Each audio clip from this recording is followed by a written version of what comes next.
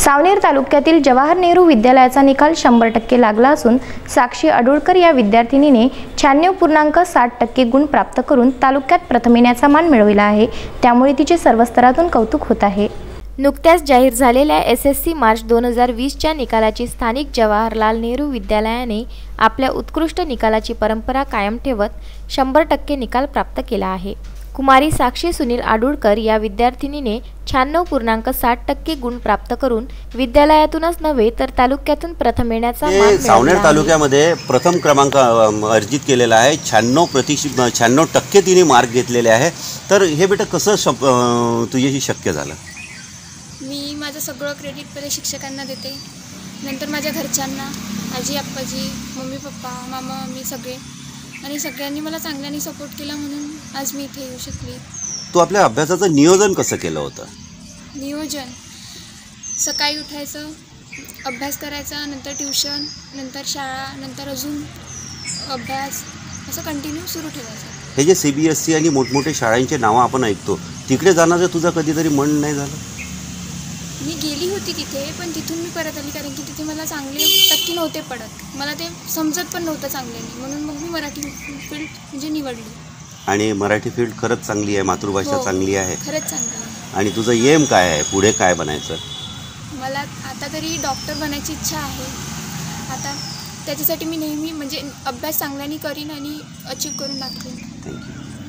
तिने आपल्या यशाचे श्रेय आपल्या शिक्षकांसोबतच आई बाबा, आजी आजोबा व आपल्या आप्त परिवारास देत पुढे तिला डॉक्टर बनवून समाजाची सेवा करण्याचा निर्धार असल्याचे व्यक्त केले आहे। तर शेतकरी कुटुंबातील हालाकीच्या परिस्थितीवर मात करीत हिमांशू रमेश बिरे याने 96.20% गुण प्राप्त करून द्वितीय स्थान प्राप्त करीत आपल्या गुरुजनांचा तर मान वाढविला। आणि त्याला खेचून आणण्याची जी क्षमता असते ती कुणाच्या बांधिलकीची नसते। त्याच्यामध्ये एक शेतकरी वर्गातून, शेतकरी कुटुंबातून आलेला मुलगा आपल्यासोबत आहे हिमांशू, त्यांनी 96% मार्क घेतलेले आहे। आपण त्याचं मत जाणून घेऊया। तुला कसं वाटतंय? मला तर 96% भेटले तर खूप आनंद होत आहे, पण माझी जी सर्व मेहनत आहे त्याचबरोबर माझ्या शिक्षकांची आणि माझ्या आईबाबांची, आणि सर्वात मोठे म्हणजे माझे मोठे बाबा, मी त्यांच्याच घरी राहत होतो आणि त्यांनी खूप सपोर्ट केला, त्यामुळे मला एवढी जी टक्के आहे ते मिळू शकली। घरची हलाखीची परिस्थिती असून सुद्धा तू शिक्षणाची जी जिद्द बाळगली त्याचंच हे यश आहे असं तुला वाटतं? हो, ते तर आहेच, कारण माझ्या आता माझी जी गाव आहे त्या गावातून मी आलो आहे, जिल्हा परिषद शाळेतून आलो होतो। मी आताच 8वीत या शाळेत ॲडमिशन घेतलं आहे, आणि त्या म्हणजे गावात असं असते की गावातली पोरं काही करू नाही शकत, पण तो समज मोडण्याचा प्रयत्न मी केला आहे। आपण बघून राहिलेलो आहे की संपूर्ण देशामध्ये जो ग्रामीण भागातून आला आहे तोच अव्वल आलेला आहे, आणि त्यांनी संपूर्ण देशाला पुढे नेण्याचा प्रयत्न केलेला आहे। अशीच तुझी काहीतरी इच्छा? हो, आता माझी तर इच्छा अशी आहे की ग्रामीण भागातला मी मुलगा आहे, तर मला जे आहे ते आपल्या राज्याचं म्हणजे देशाचं पूर्ण नाव लौकिक करायचे आहे, आणि मला पुढे जाऊन कलेक्टर बनण्याची इच्छा। क्या बात आहे। सोबतच शिक्षण हे महालमाड्यामध्येच राहून घेतल्या जाते हा गैरसमज दूर सारत झोपडीतल्या दिव्यातही प्रकाश असतो, असे ठोस उदाहरण देत भविष्यात IAS अधिकारी होऊन जिल्हाधिकारी बनण्याचे स्वप्न आहे असा मानस त्याने व्यक्त केला आहे। याप्रसंगी आपले मत व्यक्त करीत शाळेचे संचालक ॲडव्होकेट चंद्रशेखर बरेठिया यांनी म्हटले की सावनेर तालुक्यात नेहमी ही शाळा, मराठी शाळा प्रथम आलेली आहे। यावर्षी त्याने सातत्याने यावर्षीसुद्धा तिचं जे आहे स्थान प्रथम आलेलं आहे तालुक्यात, याबद्दल मला अभिमान आहे। मराठी शाळेत असतानासुद्धा ही शिक्षण संस्था फक्त शिक्षण देत नाही, त्यासोबत एक शिस्त, संस्कार आणि सोबतच एक नैतिक जे शिक्षण म्हणतो त्याच्यावर जास्त भर राहतो। आमचे शिक्षण संस्थेचे आदरणीय अध्यक्ष रणजीतबाबू देशमुख, तसेच कार्यकारी अध्यक्ष डॉक्टर आशिषबाबू देशमुख, तसेच संस्थापक भाऊसाहेब भोगे यांच्या मार्गदर्शनाखाली आम्ही हे शाळा चालवित आहोत। त्यांचं नेहमी योग्य मार्गदर्शन मिळते। त्याच्यासोबतच आमच्या शाळेचे मुख्याध्यापक श्री पांडव सर यांचा मी विशेष उल्लेख करेल। त्यांचं एक मार्गदर्शन व त्यांचं जे एक प्रशासन आहे त्यामुळे सुद्धा आम्हाला निश्चित आमच्या शाळेला एक महत्त्व प्राप्त झालेलं आहे।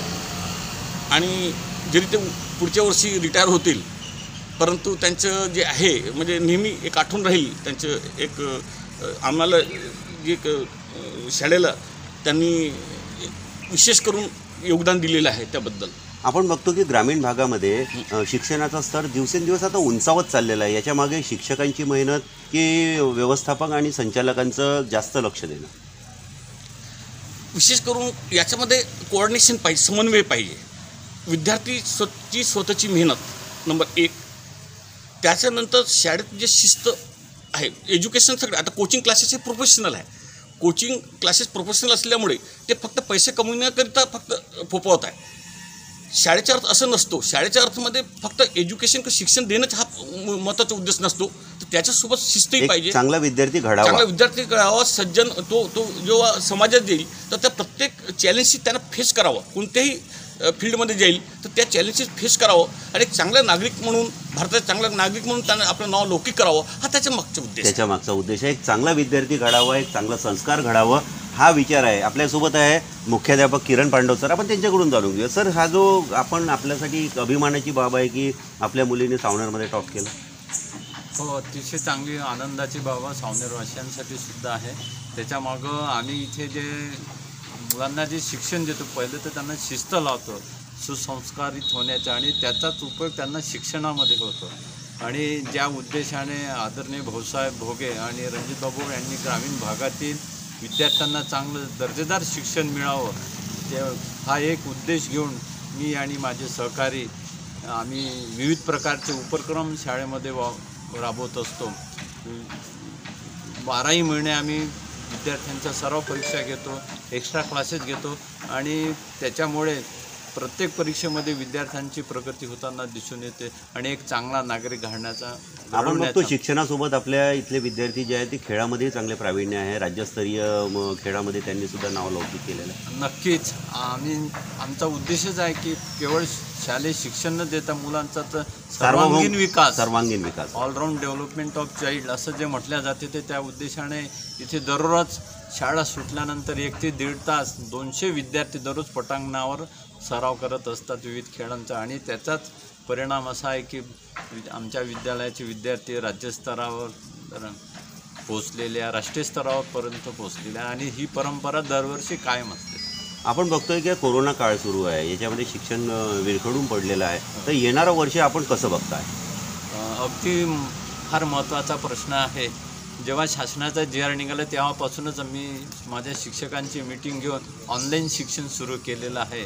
आणि त्याचे काही सुरुवातीला त्याचा जो परिणाम होता तो अल्पसा होता, परंतु आता जो विद्यार्थ्यांचा प्रतिसाद, पालकांचा प्रतिसाद आहे तो फार मोठ्या प्रमाणावर वाढलेला आहे. ऑनलाईन शिक्षण बरोबर आहे, परंतु आपल्या इथे गोरगरीब विद्यार्थी असतात, त्यांच्याजवळ समजा ऑनलाईनची व्यवस्था नसते तर ती आपण पुरवता? नाही, ते शक्य नाही आहे. आमची इच्छा आहे, परंतु ते आम्ही ते करू शकत नाही, कारण बऱ्याच प्रमाणात मोठ्या प्रमाणावर एवढा शाळेजवळ निधी नाही की ते करू शकत नाही. तर त्यांना त्या विद्यार्थ्यांनी काय करावं?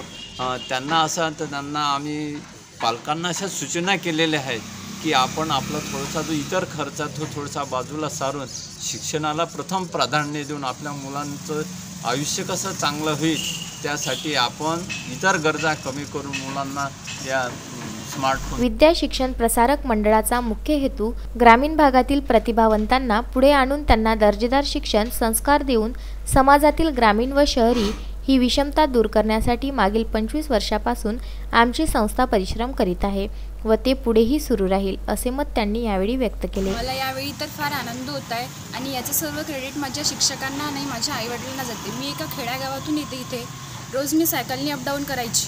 7 ते 8 किलोमीटरचा प्रवास मी सायकलनीच करायची. आणि आज जे हे सर्व मी गुण मिळवलेले आहे ते माझ्या आईवडिलांमुळे आणि शिक्षकांमुळे. शिक्षक वेळोवेळी मला गायडन्स करायचे की असं कर, तू असं कर, त्यामुळे तुला फायदा होईल. आणि मी त्यांचं ऐकून आज एवढे गुण कमावू शकते. पुढे काय बनायचं? मला पुढे IPS ऑफिसर बनायचं आहे. क्या बात. पायल, तुला? मला पुढे इंजिनियर बनायचं आहे आणि मी आज ही 94.20% घेऊ शकली. याचं श्रेय मी माझ्या पूर्ण शिक्षकांना, मुख्याध्यापकांना आणि माझ्या पूर्ण शाळेसोबतच माझ्या पालकांनासुद्धा देते, कारण त्यांनी पण मला खूप सपोर्ट केला. पियुष जिंजुवाडिया, विदर्भ न्यूज, सावनेर.